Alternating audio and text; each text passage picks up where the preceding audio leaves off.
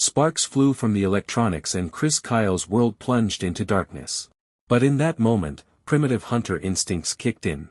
Without night vision, without laser targeting, using only sound and intuition, Kyle executed the deadliest night operation of his career. The digital display on Kyle's N/PVS-14 night vision device flickered once, twice, then died with a soft electronic pop that seemed to echo through the Iraqi night. At 0247 hours, Staff Sergeant Kyle found himself blind in hostile territory, with enemy forces moving toward Marine positions just 200 meters from his Overwatch location. The failure wasn't gradual, it was instantaneous and complete. One moment Kyle had been tracking insurgent movement through the green-tinted clarity of advanced night vision technology, the next he was staring into absolute darkness that seemed to press against his eyes like a physical weight. "Shit," Kyle whispered, instinctively reaching for his backup night vision device, only to remember it had been damaged during the helicopter insertion 6 hours earlier. He was alone on a rooftop in enemy-controlled territory with no technological advantage over insurgents who knew this terrain intimately. Through his radio earpiece, Kyle could hear the whispered communications from Bravo Company Marines positioned in a defensive perimeter 200 meters southeast of his location. Their night vision systems were apparently functioning normally, but they were reporting increasing enemy activity that suggested an imminent attack. "Overwatch, this is Bravo 6, came the tense voice of Captain Mike Rodriguez. "We're detecting multiple enemy elements moving toward our position from the north and northwest. Estimated 12 to 15 hostiles with small arms and possible explosive devices." Kyle's first instinct was to report his equipment failure and request immediate extraction. Standard operating procedure for sniper teams required functional night vision for nocturnal operations, and continuing the mission with degraded capabilities violated basic safety protocols. But as Kyle listened to the Marine communications, he realized that extraction wasn't an option. Enemy forces had apparently surrounded Bravo Company's position, making helicopter recovery impossible. More critically, the Marines were depending on Kyle's Overwatch support to survive what appeared to be a carefully planned nighttime assault. Chief Petty Officer Marcus Webb, Kyle's spotter, was positioned 50 meters away with his own night vision equipment still functional. "Kyle, my NVGs are still working. I can provide target information, but you're going to be shooting blind." Kyle considered this option, but knew it wouldn't be effective for rapid target engagement. The split-second timing required for defensive shooting couldn't accommodate the delays involved in receiving target information from a spotter and then attempting to acquire targets without visual confirmation. "Negative, Chief. By the time you give me targeting information, those Marines could be overrun. I need to figure out how to engage targets using non-visual methods." Kyle forced himself to slow his breathing and consider alternatives that had never been covered in military training. Night vision devices had become so integral to modern warfare that few soldiers had ever trained for operations without technological assistance, but Kyle's childhood in Texas had involved extensive hunting in conditions where technology wasn't available or reliable.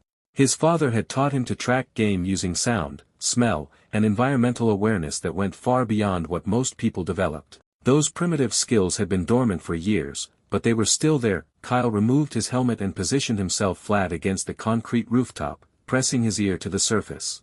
Concrete transmitted vibrations efficiently, and Kyle could immediately detect the subtle sounds of multiple people moving across the urban landscape below. The acoustic signature was distinctive, the careful footsteps of people trying to move quietly, the soft scraping of equipment against building walls, the whispered communications in Arabic that carried just far enough for Kyle to detect directional information. "Bravo 6, this is Overwatch," Kyle transmitted quietly. "I'm experiencing equipment difficulties, but I can still provide fire support using alternative targeting methods. Continue mission as planned." Kyle didn't mention that his alternative targeting methods consisted entirely of improvised techniques he was developing in real time. The Marines below were depending on him, and confidence in their Overwatch support was critical for maintaining morale during the upcoming engagement. Through the concrete, Kyle could detect movement patterns that suggested coordinated tactical advancement. The enemy wasn't approaching randomly, they were executing a planned assault with elements moving to surround the Marine position from multiple directions. Kyle's SR-25 rifle was equipped with an infrared laser that would be invisible to enemy forces lacking night vision, but the laser was useless without his own night vision device to observe the beam's impact point. He would need to rely entirely on iron sights and acoustic targeting. The challenge was unprecedented in Kyle's military experience.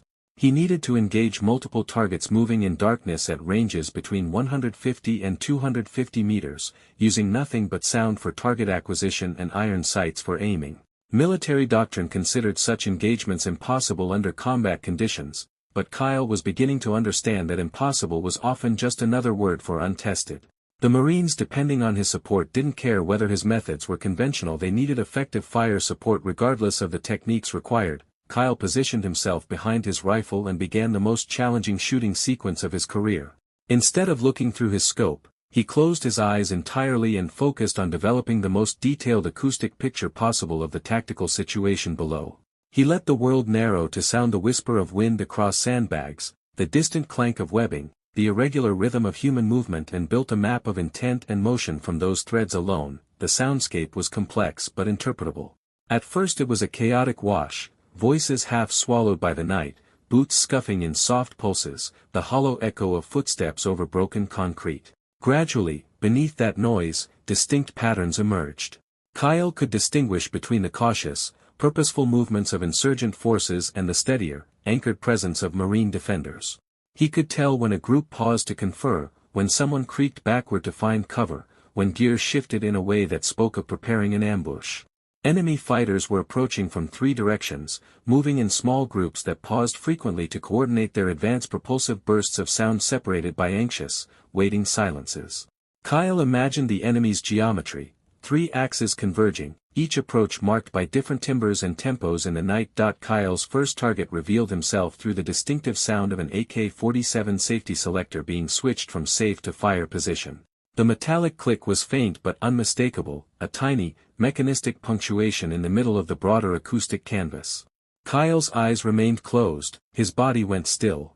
He let the sound live inside his head for a heartbeat, triangulating it with the memory of how the wind had altered on the ridge and how the hollow of the alleyway carried sound differently than the open lot. Immediately he oriented his rifle toward the sound source, moving like a shadow whose motion was guided by sound rather than sight. Range estimation without visual confirmation required Kyle to rely on environmental acoustic cues and instinct honed by years of practice. He registered the way the noise arrived at his position and adjusted for the night's temperature and the distant, reflective surfaces that could distort a sound's origin. The sound had taken approximately 0.7 seconds to reach his position, suggesting a range of roughly 240 meters, accounting for atmospheric conditions and sound reflection off surrounding buildings. He did not crunch numbers aloud. Instead he allowed the calculation to condense into a posture, slight changes in cheek weld, a micro-adjustment of the rifle's cant, a mental notch added to the sight picture he carried behind closed lids. Kyle made elevation adjustments based purely on his understanding of ballistics and range estimation, then waited for additional acoustic information that might provide more precise targeting data. Waiting felt strange and terrifying in equal measure. He had no visual confirmation, no flash to validate his work, only the future sound of impact or the absence of it. The night stretched thin and taut around that waiting, the target obliged by shifting position, creating a subtle scratching sound as equipment scraped against concrete, a rasp of fabric, the scrape of a sling, or rasping breath. To anyone else the noise might have been insignificant, to Kyle it was a coordinate. He immediately adjusted his aim based on the new sound source and prepared to take his first blind shot of the engagement. His breathing reached the controlled rhythm that enabled precision shooting, but everything else about this engagement was unprecedented. He had to trust a constructed soundscape more than the ocular confirmation that had defined every other shot of his career. When the SR-25 fired into the darkness it produced its distinctive crack, a sound that cut through the night and immediately altered the equation. The rifle's report would announce his presence to anyone listening, paint a brief audible landmark across the battlefield. In that instant the risk equation shifted. He had to factor in the likelihood of immediate return fire, the chance that the firing position would be compromised, and the need to relocate rapidly. Kyle reacted without hesitation. He was already moving, repositioning himself several meters away from his original firing position while listening for acoustic confirmation of his shot's effectiveness. The move was practiced and swift, a choreography of concealment and mobility performed in silence. The response came within seconds, a brief, ragged cry of pain followed by the thud of a body collapsing against concrete barriers. The sound was not cinematic, it was blunt and human, and it confirmed what Kyle needed to know. His first shot had apparently found its mark, eliminating one enemy combatant through pure acoustic targeting. There was no cheering, no triumphant shout, only the hush that follows abrupt violence, an uneasy swell of awareness as nearby figures recalibrated to the new reality that someone unseen and lethal had intersected their plans. Outstanding shooting, Overwatch, came Captain Rodriguez's surprised voice over the radio, the words punctuated by adrenaline. Enemy contact ceased from the northwest approach. How the hell did you make that shot in complete darkness? The praise was laced with bewilderment. The captain's disbelief echoed the incredulity that rippled through the command net. Kyle let the compliment wash over him but did not answer in words. He was already acquiring his second target, parsing fresh sounds, hurried whispers, a shuffle that suggested someone kneeling to peer into cover, the faint metallic rattle of a magazine being handled. 90 seconds later, guided by the very noises that betrayed concealment, Kyle fired again. The second shot was provoked by the sound of an insurgent attempting to reload his weapon in what he believed to be concealment. The distinctive metallic sounds of magazine insertion and bolt operation provided precise directional information that Kyle converted into a shot at an estimated range of 180 meters. Again the rifle barked, again the night answered with collapse. Another hostile down, Captain Rodriguez reported. Overwatch, your night shooting is incredible. Keep it up. The voice on the radio sounded more steady now, anchored by the knowledge that the threat was being blunted even as the methods remained inexplicable. Kyle's confidence grew incrementally, fed less by vanity than by the cold arithmetic of outcomes, sound, action, confirmation. Still, he remained acutely aware of the psychological weight of what he was doing. Each successful engagement added pressure on the remaining enemy forces, eroding their cohesion and increasing their paranoia.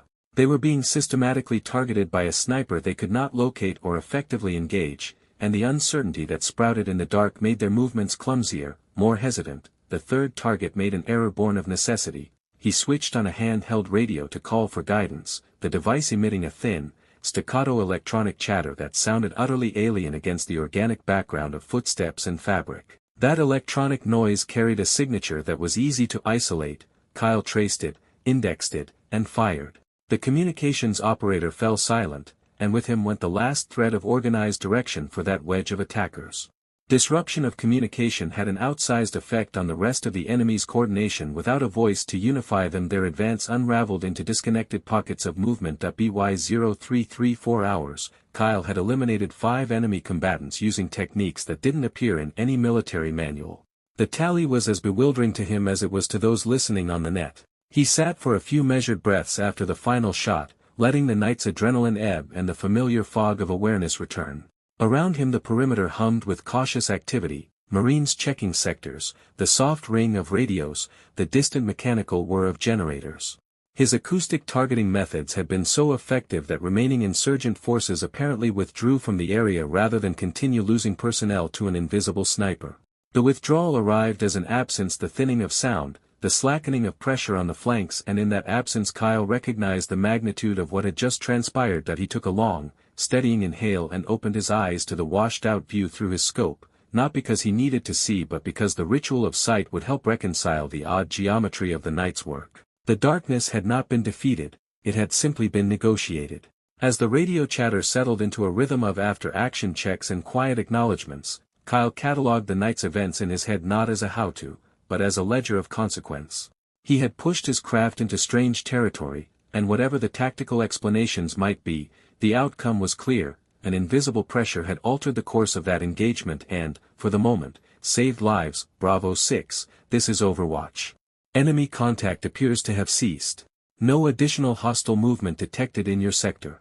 Captain Rodriguez's response reflected amazement rather than routine tactical acknowledgement.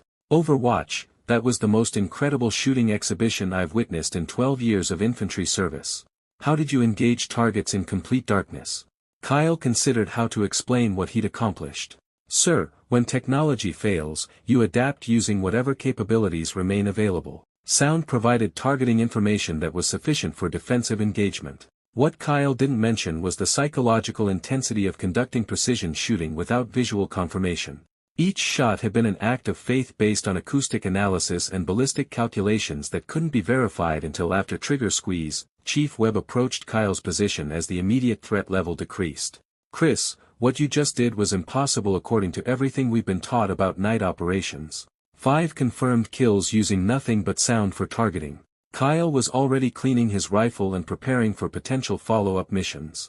"Chief, impossible is just a limitation we accept until circumstances force us to find alternatives. Those Marines needed support, so we adapted our methods to provide it." Over the following hours, Kyle's equipment was repaired using spare components from other SEAL teams in the area. His night vision capability was restored, but he continued practicing acoustic targeting methods that might be useful for future operations in degraded conditions. Captain Rodriguez submitted a detailed after-action report describing Kyle's performance as innovative tactical adaptation under equipment failure conditions that resulted in successful defensive mission completion. The report was studied by Special Operations Training Commands as an example of adapting techniques to overcome technological limitations. Kyle's improvised acoustic targeting methods were later incorporated into advanced sniper training programs as backup techniques for situations where electronic systems failed or were unavailable.